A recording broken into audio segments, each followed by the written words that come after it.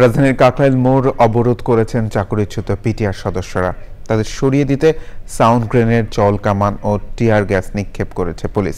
সেখানে আছেন শহীদুল্লাহ রাজু, সরাসরি যাচ্ছি তার কাছে। রাজু, চাকরিচ্যুত বিডিআর সদস্যদের বিক্ষোভের সবশেষ অবস্থা জানতে চাই।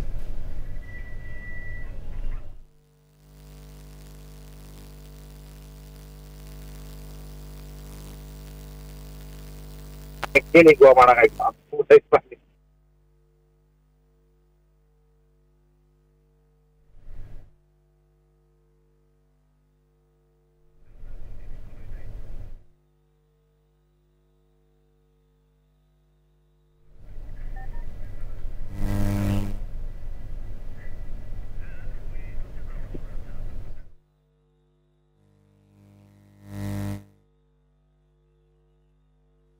আর বিডিআর চাকরিচ্যুত বিডিআর সদস্যরা তারা এখানে প্রধান উপদেষ্টার বাসভবন যমুনা সেটি সকাল 11টায় ঘেরাও করার জন্য শাহবাগ মোড় থেকে সমাজ করে এসেছিলেন।